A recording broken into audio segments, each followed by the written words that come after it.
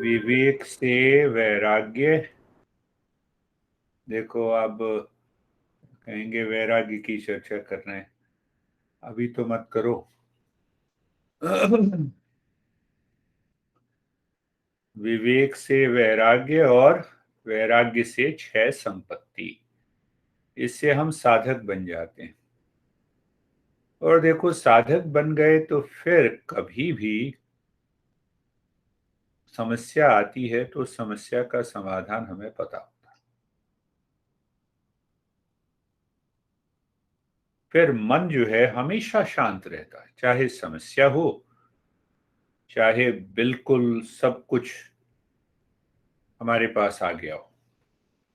Unexpected, unexpected का क्या मतलब है कि बस अचानक ही हमारे जीवन में बाहर से आनंद आ गया हो, तब भी हम शांत बने रहते।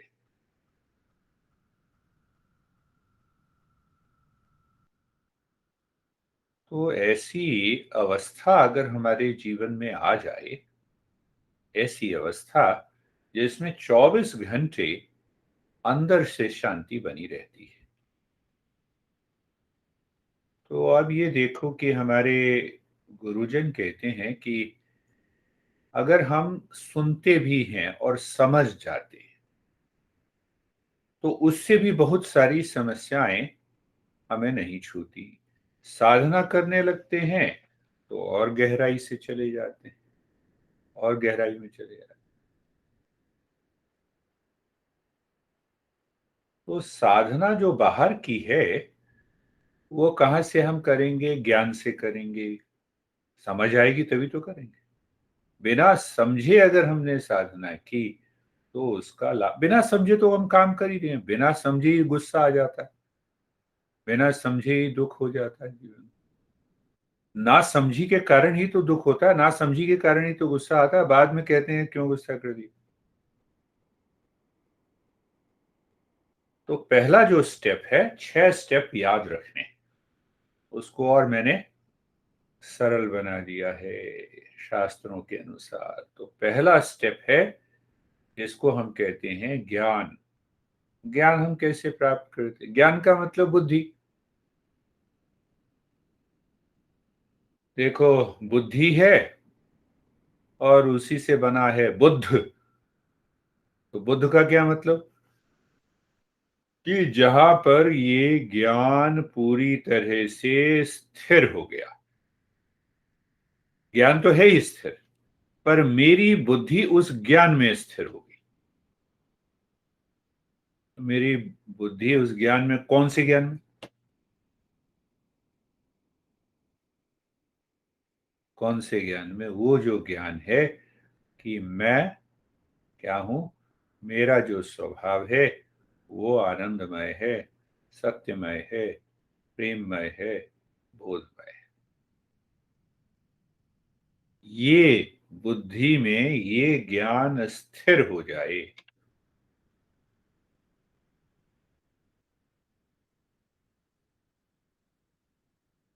कि मैं वास्तव में कौन हूं,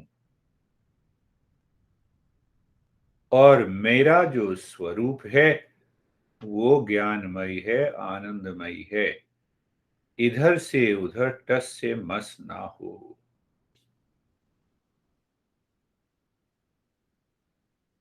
इस इसीलिए हमें सत्संग करना है, इसीलिए हमें सुनते रहना है। तो एक तो सुनते रहने से आम तौर पे जो जीवन में आने जाने वाली समस्याएं हैं वो दूर हो जाती। और साधक अगर हम बन गए, ये साधक बनने का पहला चरण है। इसी को शास्त्रों ने कहा है विवेक। अब मैं एक ही बात को दूसरे ढंग से समझा रहा हूं। पहले भी बात समझी थी कि विवेक होता है।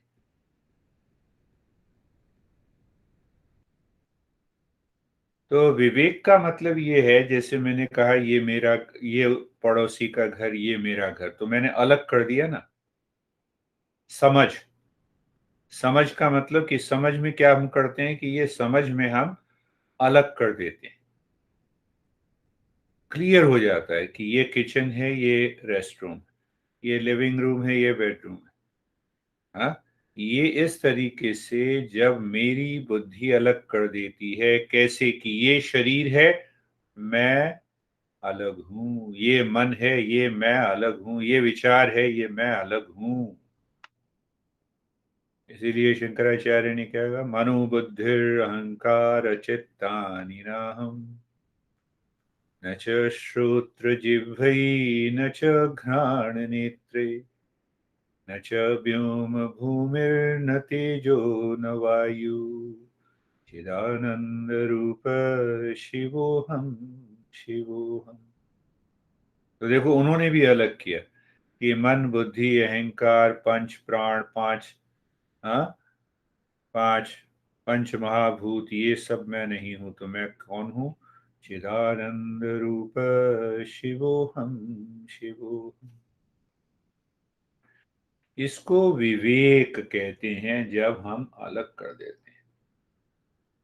अब देखो एक बात हमें याद रखनी पड़ेगी, जैसे साइंस है, तुम्हारा आईटी सेक्टर है, वो कॉन्स्टेंटली अपग्रेड हो रहा है, नए सॉफ्टवेयर्स आ रहे हैं, नए एप्लीकेशन आ रहे हैं। हाँ? तो क्यों आ रहे हैं? क्योंकि जो पता नहीं था वो अब पता लगा, इसीलिए उसको अपडेट करना है।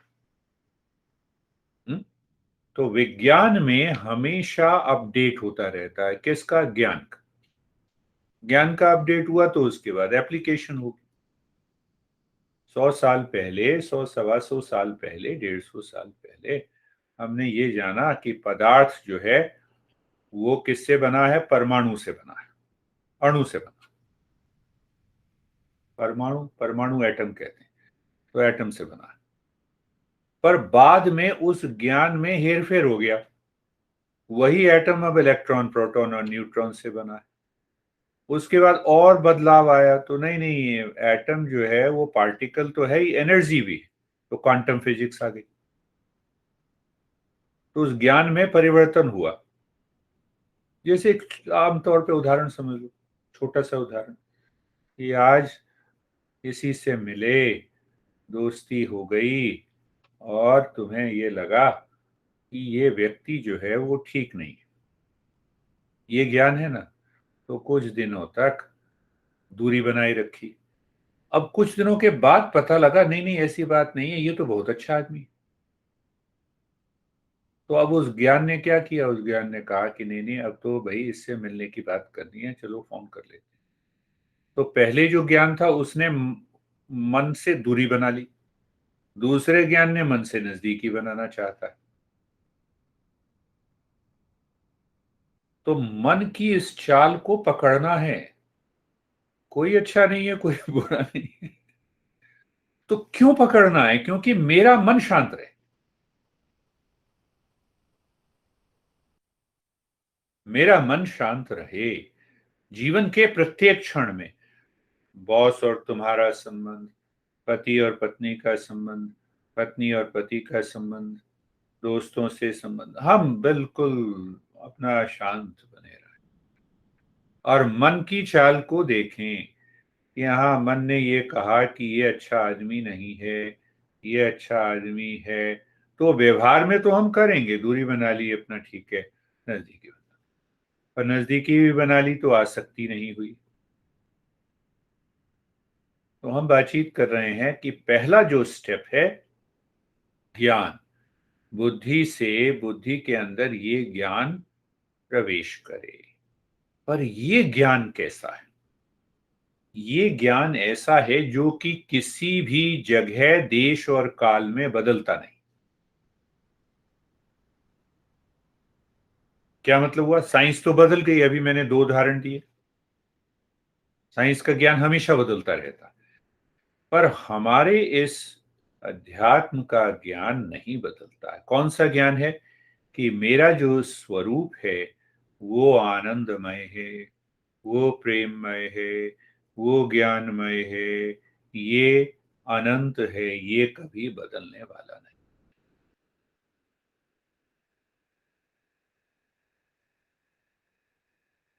तो ये ज्ञान, हम कहते हैं कि इस ज्ञान में तीन फैक्टर हैं। सोचो कौन से 3 फैक्टर?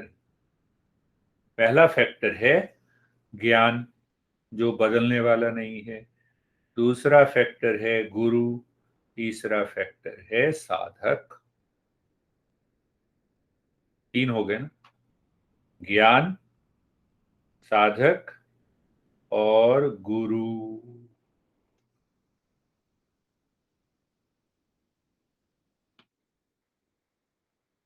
तो इसीलिए हम कहते हैं कि श्रवण करना है, सत्संग करना। और इस सत्संग में 3 फैक्टर हैं, गुरु है, साधक है और ज्ञान है। तो गुरु क्या करता है कि उस ज्ञान को जो हमारे शास्त्रों में है वो साधक तक उसी की भाषा में पहुंचाता है।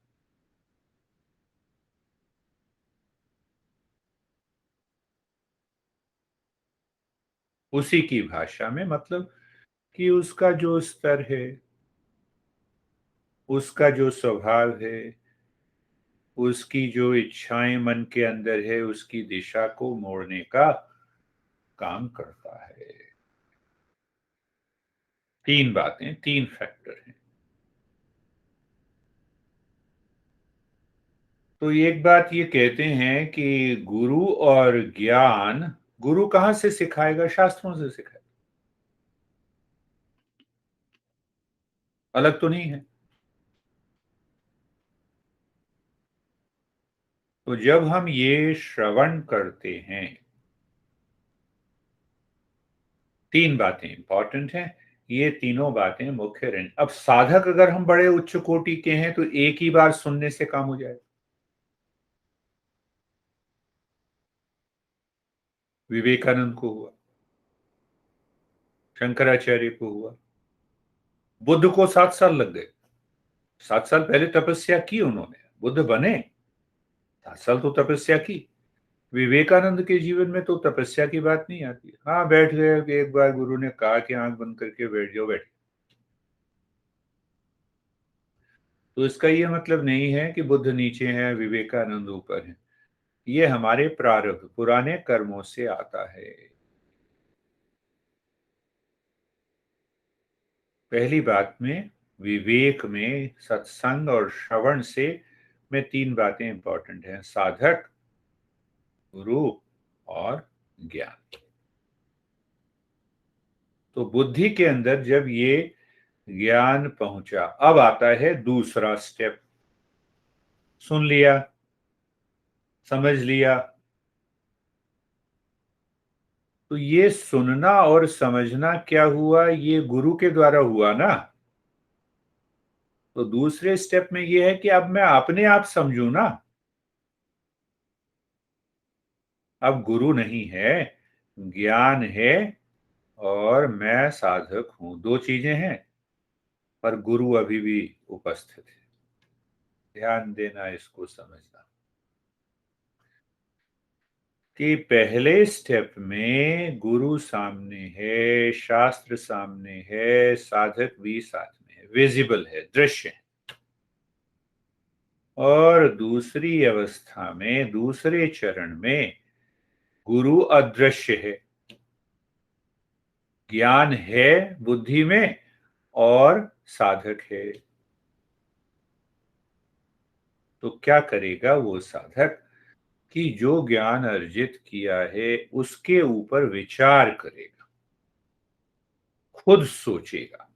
अगर खुद नहीं सोचेंगे, जैसे पिछले कई बार से तुमने बताया कि तुम सोच रहे हो, तो जैसे ही हम सोचना शुरू कर देते हैं, आधे से ज्यादा तो समस्याएं अपने आप ही भाग जाती।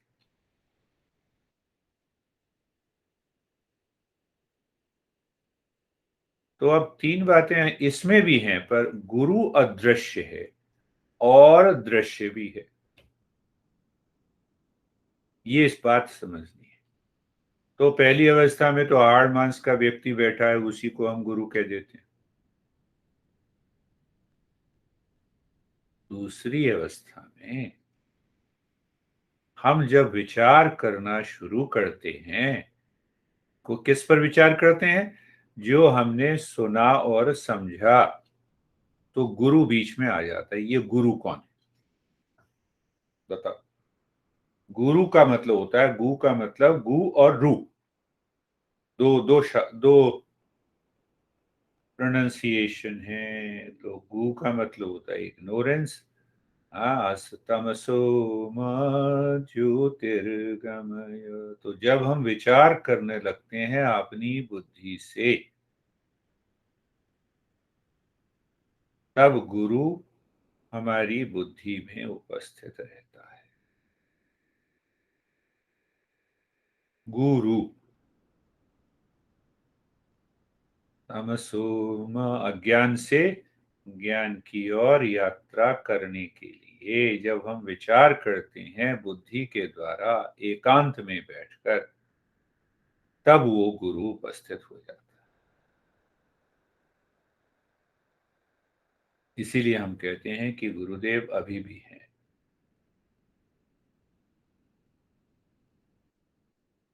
पर विचार जब हम करेंगे शास्त्रों के अनुसार, तब गुरु उपस्थित होगा। विचार तो हम किसी का भी कर सकते हैं। अच्छा, 50 लाख रुपए हो जाए, हाँ, अच्छा ऐसा हो जाए मेरे जीवन में, नहीं। शास्त्रों के अनुसार जब हम विचार करते हैं, तब जाके वो गुरु एकदम हमारे पास उपस्थित हो जाता है, महसूस होता है।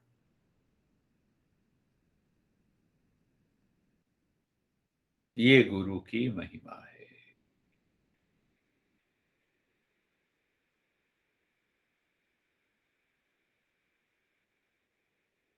और जब हम विचार करते हैं शास्त्रों के अनुसार, जो हमने सुना और समझा, जब गुरु उपस्थित होता है तो गुरु के सामने कैसी अटैचमेंट, कैसी डिटैचमेंट। तो हमारी जहां जहां आसक्ति है, हमारा मन जहां जहां हमें दुखी करता है, वो छूटने लगता।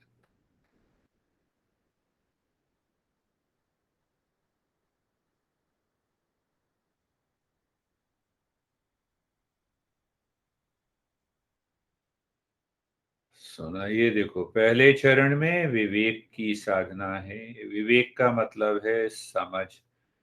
समझ का मतलब है कि हमने असत्य से सत्य को अलग करके देखा।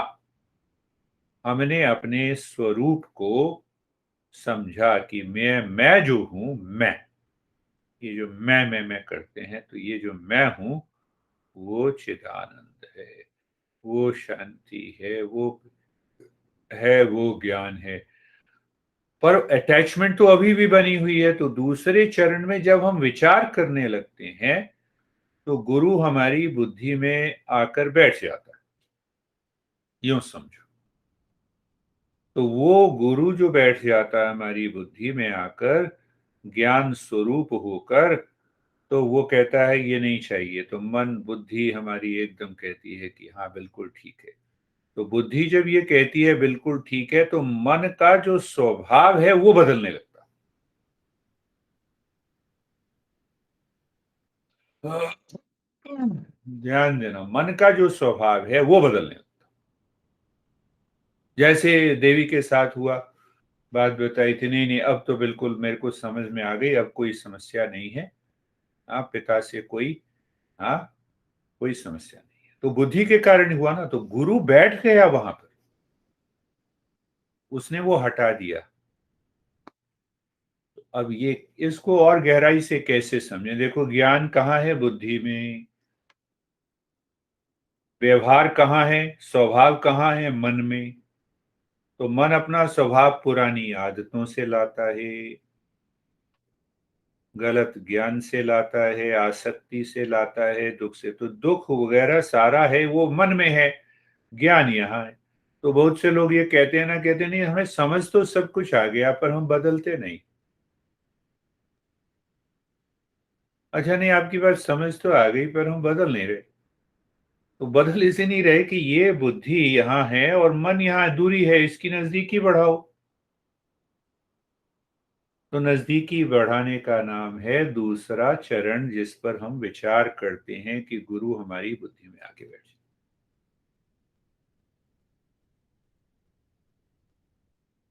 समझ रहे? दोनों समझ रहे? ये बुद्धि में जब तक हम विचार नहीं करेंगे शास्त्र के अनुसार जो हमने श्रवण किया, तब तक गुरु हमारी बुद्धि में नहीं बैठेगा। गुरु जैसे ही बैठा तो बुद्धि नजदीक, बुद्धि का प्रकाश मन के स्वभाव के ऊपर पड़ा, जैसे ही पड़ेगा तो बदलाव शुरू हो जाए।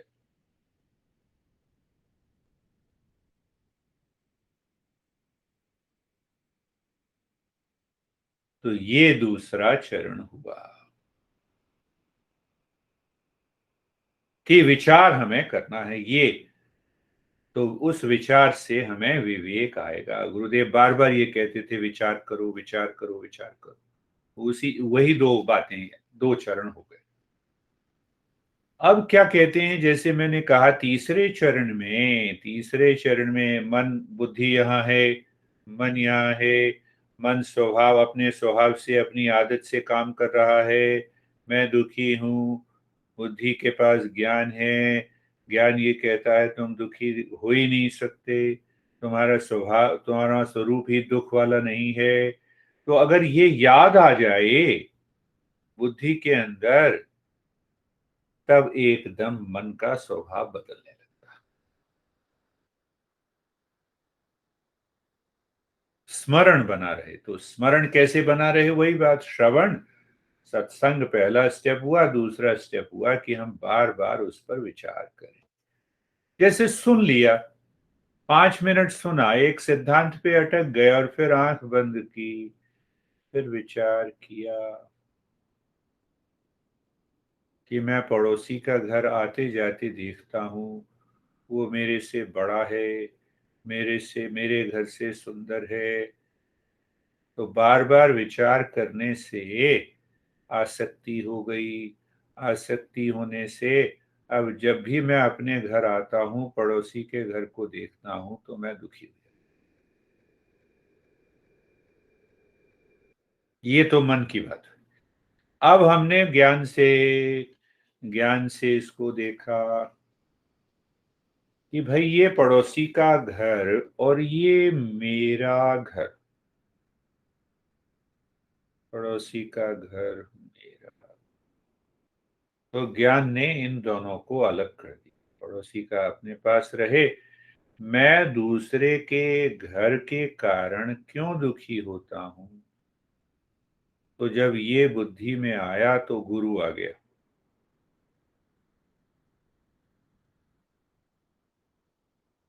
गुरु एकदम उपस्थित। गुरु तभी उपस्थित होता है जब हमारे पास, क्या कहते हैं, तुम्हें याद आएगा, सद्बुद्धि होती है।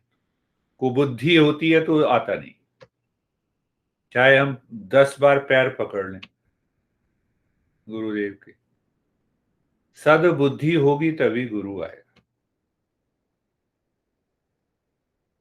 देखो कि हमारे शास्त्रों ने, गुरुओं ने किस तरह से ये साधना पद्धति बनाई। अब हम बड़ी ऊंची साधना में जा रहे हैं, इसीलिए ये चर्चा कर रहे हैं। तो जब ये सद्बुद्धि आ जाए तो बुद्धि का प्रकाश मन के स्वभाव पर पड़ता है। मन के स्वभाव पर पड़ने से आसक्ति अपने आप दूर हो जाती।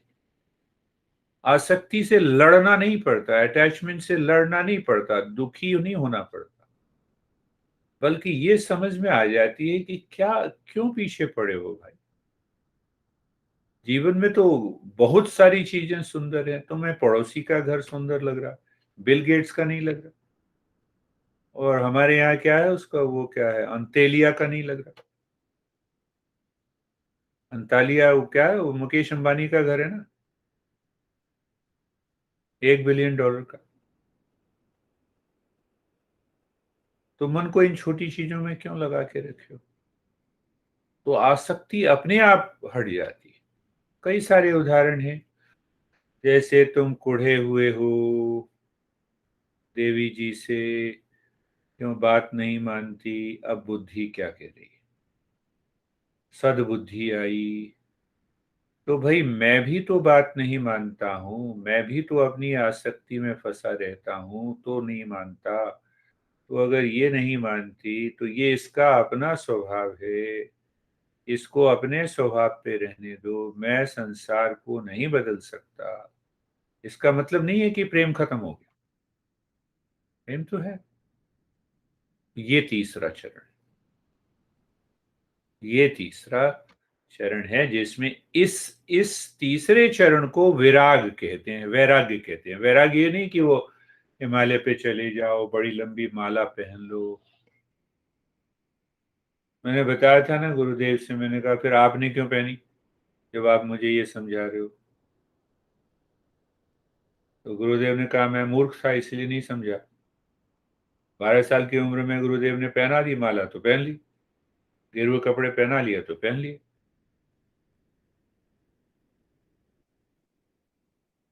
बार बार गुरुदेव कहते थे कि ये इन सब से कुछ नहीं होने वाला। सन्यास का और वैराग्य का ये मतलब नहीं है कि गेरुए कपड़े, अब मान लो गेरुए कपड़े पहन के सन्यासी हो जाए तो ये देवी जो बैठी है तुम्हारे सामने, ये गेरुए कपड़े की गेरुए साड़ी पहन ले तो साधु हो गई। सोचो।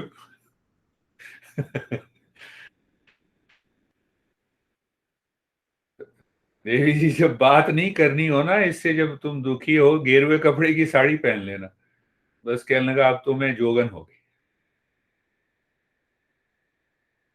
अरे कपड़ों से थोड़ा होगा, चंदन टीका लगाने से थोड़ा होगा, उससे नहीं होगा कुछ।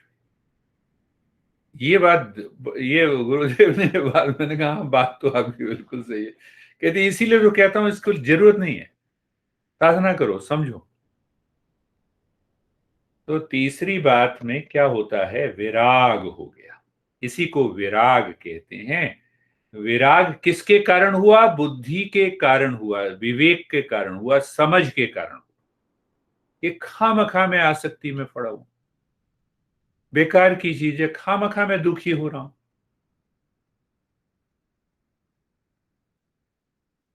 तो ये जो विराग है ये असली वैराग्य है। राजा जनक सब काम करते थे और बहुत बड़े वैरागी थे। उनको कहा जाता है कि वो बहुत बड़े सन्यासियों में उनकी गिनती। पर बाहर सब कुछ काम करते थे, व्यवहार में सब कुछ, और अंदर से खाली।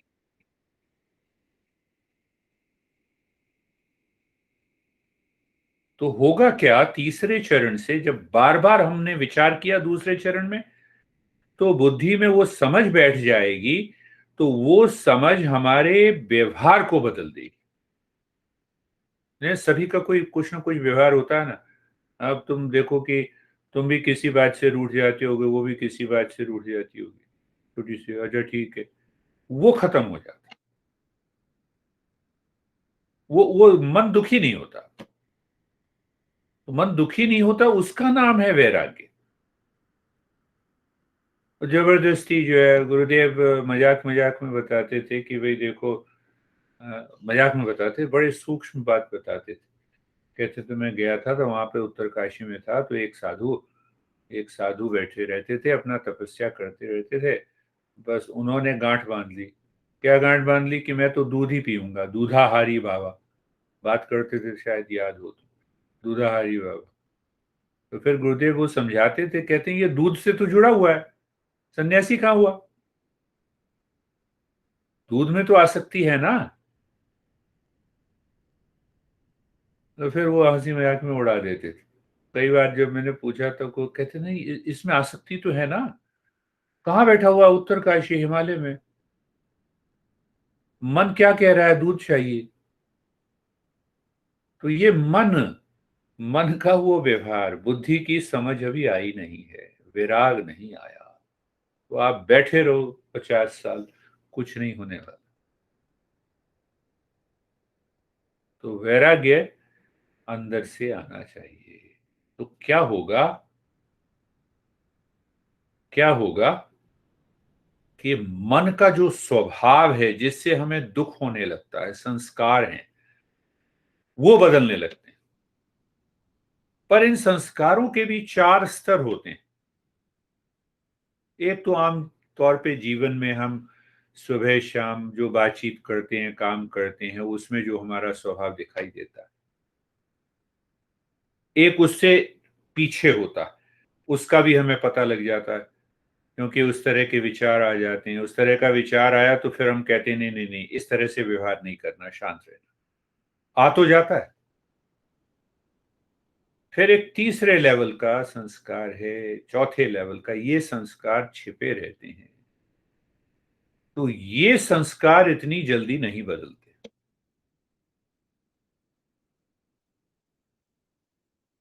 वो संस्कार एकदम उभर के आ जाते, एकदम, बस एकदम ऐसा लगता है कि हमें गुस्सा आ गया एकदम।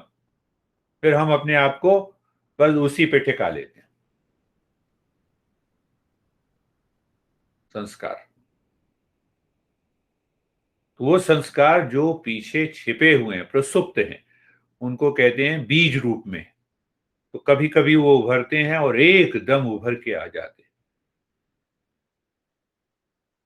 उनको भी तो बदलना है। तो जब हमने विवेक की यात्रा की, वैराग्य की यात्रा की, विवेक और वैराग्य 24 घंटे चल रहा है, तो फिर क्या होता है कि 6 संपत्तियां जो है हमारे मन के अंदर आने लगती। तो चौथे चरण में हम पहचान जाते हैं। क्या पहचान हो जाती है हमारी? दैनिक जीवन में बात करते हुए, काम करते हुए, खाना खाते हुए, हमारे मन के अंदर जो संस्कार उभर के आते हैं उसकी पहचान होने लगती है कि नहीं, देखो मन तो शांत है, फिर भी ये विचार क्यों आ रहे हैं, है ना? देखो कई बार ऐसा ही, बहुत बार ऐसा होता है कि अच्छा मेरा मन तो शांत है भाई, फिर ये उल्टे सीधे विचार क्यों आ रहे हैं?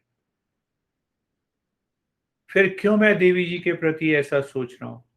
फिर बाद में 1-2 दिन के बाद ठीक हो जाता है, पर वो ठीक होने का मतलब ये वो दब जाता है। आता तो है। तो ये पहचान हो जाना बहुत बड़ी बात है साधक के जीवन, कि अब तो मुझे पता है क्या गलत है क्या सही है। तो 5वें स्तर पे फिर क्या होता है कि ये 6 संपत्तियों से हम उन संस्कारों को भी बदल सकते हैं। 6 संपत्तियां, हाँ याद होगा, सम, दम, उपरति, तितिक्षा, श्रद्धा, समाधान।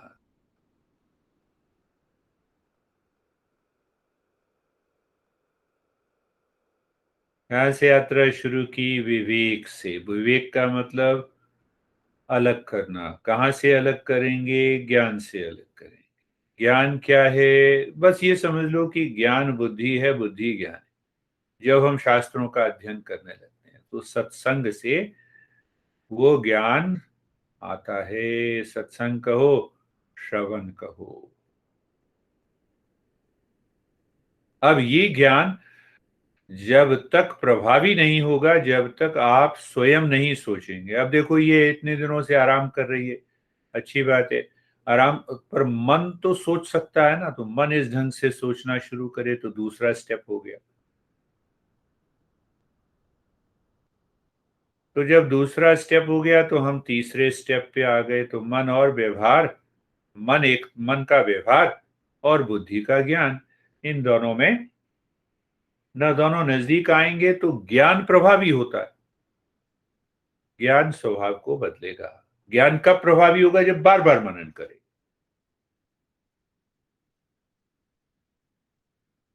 तो वैराग की स्थिति आ गई, आने लग गई तीसरी में। चौथी में हम पहचान पाते हैं। चौथी में हम खाना खा रहे हैं तो मन में कोई ऐसा विचार उठ गया, हमने दबा लिया पर संस्कार तो है।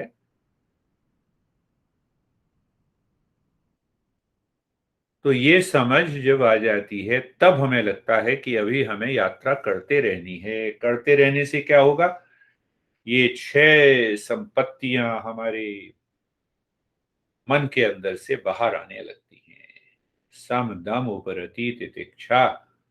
अब हमें लगता है किसी ने बुरा भला कहा तो हमें किस तरह से व्यवहार करना है ज्ञान से युक्त होकर, ये समझ में आने लगता है, जिससे कि हम दुखी नहीं होते। दूसरों दूसरों को तो दुखी कर सकते हैं, हम खुद दुखी नहीं होते। पर मन में ये भी भाव हमेशा बना रहता है कि दूसरे को क्यों दुखी करें।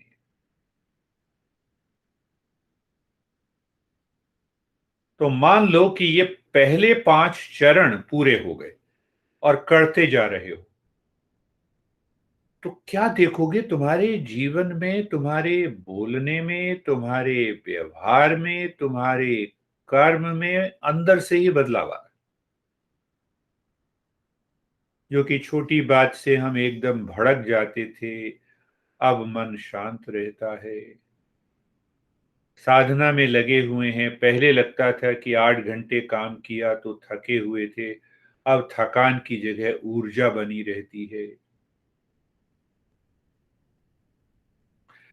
पहले हम जहां जहां हमारा लगाव था वहां एकाग्रता बनती है, अब जो भी हम काम कर रहे हैं, खाना खा रहे हैं तो खाने में एकाग्रता है, बातचीत कर रहे हैं तो बातचीत में एकाग्रता है, घर का कोई काम कर रहे हैं तो उसमें एकाग्रता है।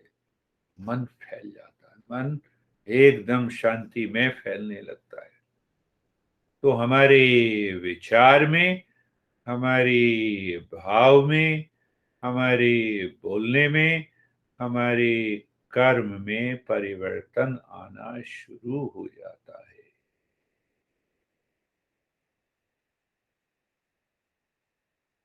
और जब ये आना शुरू हुआ, तब जाकर हमें इस आध्यात्मिक शास्त्र की, योग शास्त्र की महिमा का पता लगता है कि कितनी बड़ी महिमा, तब पता लगता है। क्योंकि अब हम साधक हो गए, तो साधक को ही इन लक्षणों का में परिवर्तन नजर आता है। ऐसे ही सुनने उनने से नहीं होता। सुन लिया तो वो छयों के छयों स्टेप पूरे होने चाहिए,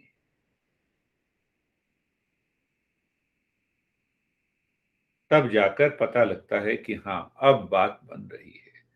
वास्तव में हमारी जो परंपरा है इतनी पुरानी, उसका कोई मूल्य है।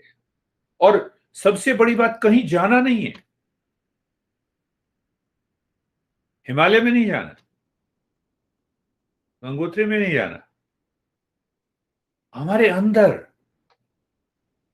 हमारे अंदर। मेरे को फिर गुरुदेव की बात बार बार याद आ जाती है, पता नहीं।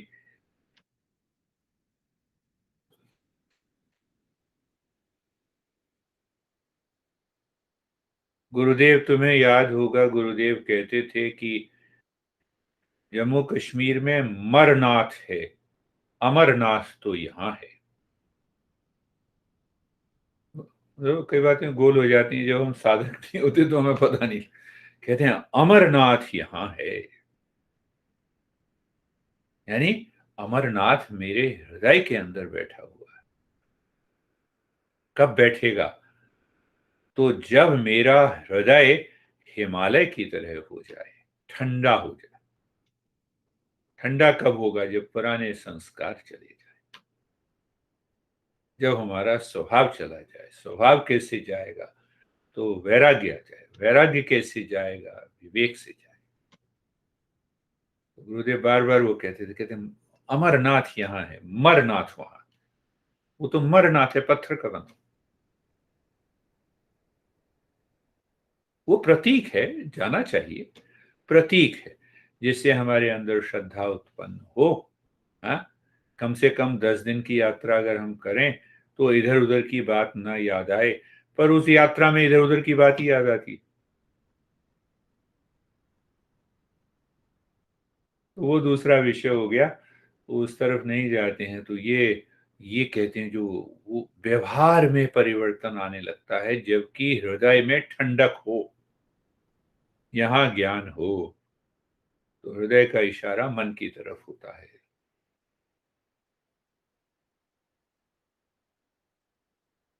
तो देखो, साधक हमें, नहीं हम तो गृहस्थ हैं तो भी साधक बनो।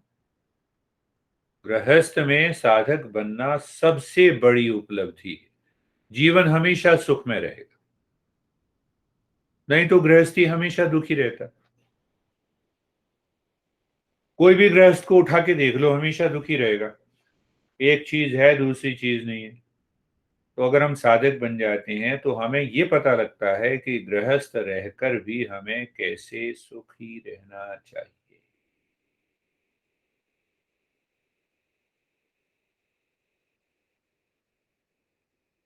अब हमने इतनी चर्चा की, तो क्या मन मेरा एकाग्र था? मन किस बात को लेकर एकाग्र था?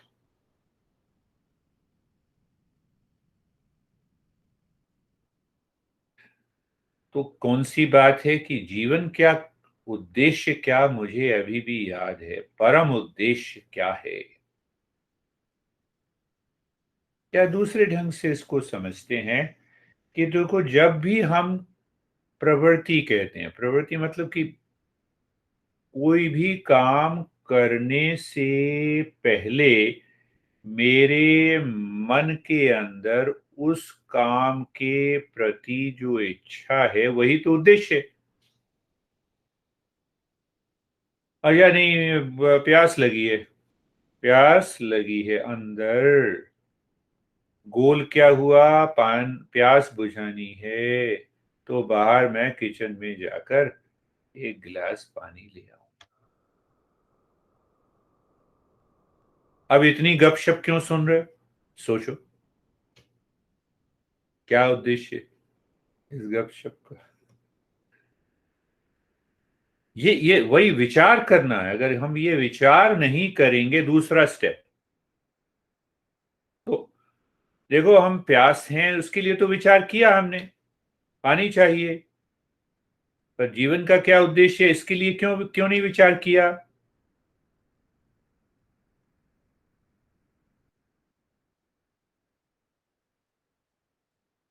तो कोई भी कर्म करने से पहले, कर्म जो भी हम करते हैं, उसके पीछे मन में एक उद्देश्य होता है। वो उद्देश्य हमें आगे बढ़ाता है, कर्म करने के लिए प्रेरित करता है। ज्ञान होना चाहिए ना। अच्छा, कहाँ जा रहे हो? तो किचन जा रहे हैं। क्यों जा रहे हो? पता नहीं। तो जा क्यों रहे हो? जा क्यों रहे हो? दूसरा, प्यासा हूं। कहाँ जा रहे हो? किचन जा रहे हो। क्यों जा रहे हो? प्यासा हूं। तो हमें उत्तर मिल गया कि अच्छा, प्यास बुझाने जा रहे हो।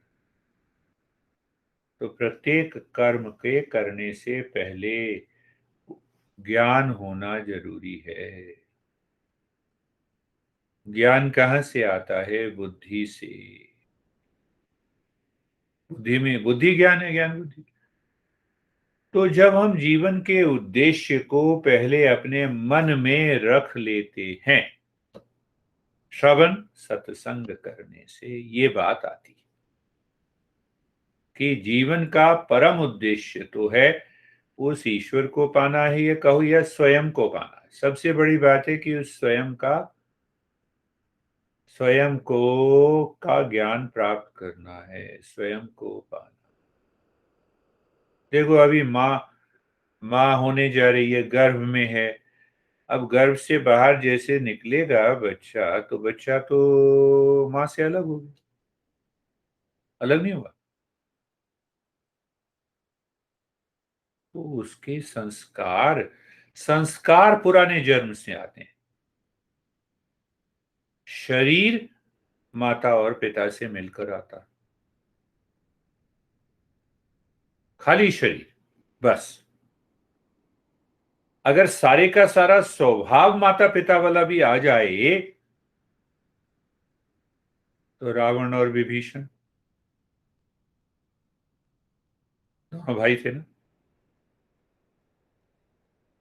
दोनों का स्वभाव अलग है। सोचो, सुग्रीव और बाली।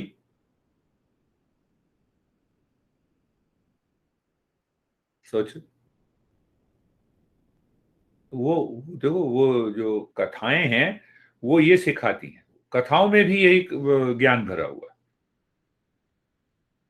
तो उसका मतलब क्या हुआ कि संस्कार जो हैं वो पुराने जन्म से आएंगे।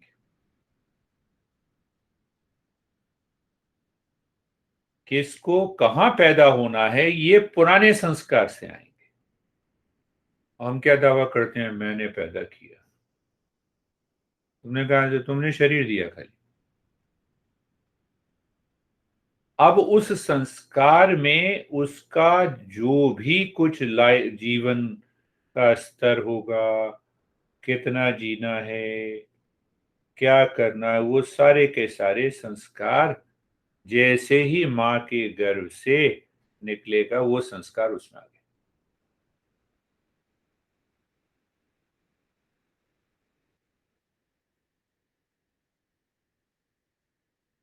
वो संस्कार उसमें आ गए।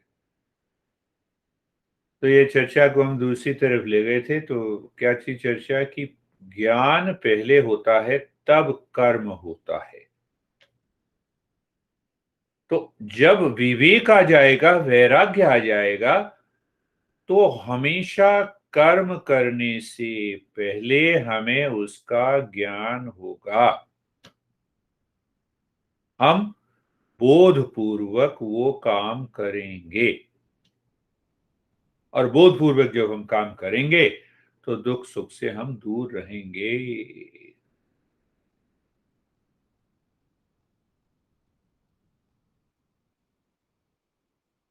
दुख सुख से हम दूर रहेंगे। एक दो बातें और आज की चर्चा में हम समझ लें।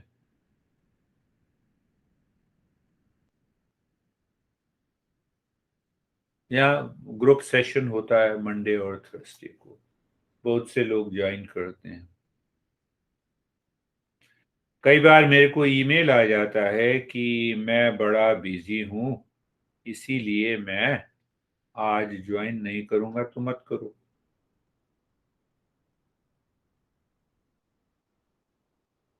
अब ये विचार करो कि वो कहाँ बिजी है। बाहर के ही संसार के काम में बिजी है ना। और किस लिए बिजी है? आनंद के लिए ना। तो आनंद है ही नहीं वहां। तो भाई मुझे मूर्ख बना रहे हो या अपने को मूर्ख बना?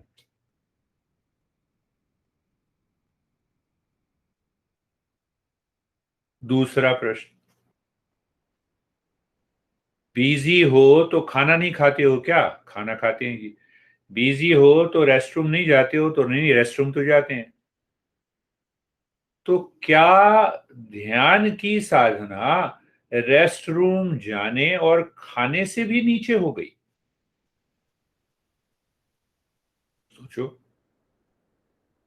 तो अब अगर यही ज्ञान नहीं है, तो मैं जानता हूं तुम साधक किस कैटेगरी के हो।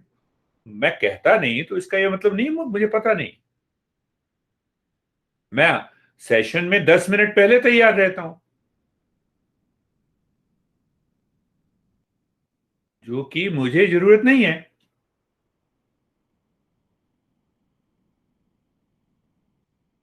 तो अभी पिछले महीने मैंने कहा, अब बताओ मुझे, अब उसका उत्तर दो। तो उत्तर ही नहीं।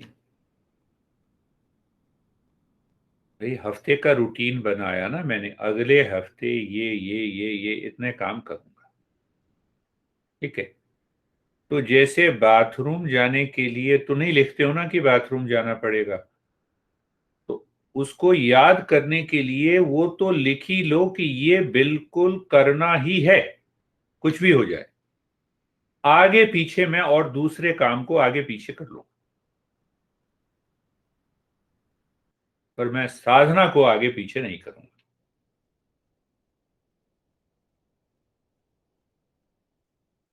तो ऐसी अगर अवस्था आ जाए तो ये कैसे आएगी? ज्ञान से आएगी, विवेक से आएगी। तो विवेक ने क्या किया? अलग किया। किसको अलग किया? दुनियादारी एक तरफ, साधना एक तरफ। और कुछ नहीं है, सुनना है। सुनने के बाद तुम काम कर रहे हो तो मनन करो ना। उस समय भी मनन करो, खाना खाते समय भी मनन करो, बाथरूम में भी जाके मनन करो, कोई दिक्कत नहीं। पाप नहीं लगेगा, पुण्य होगा।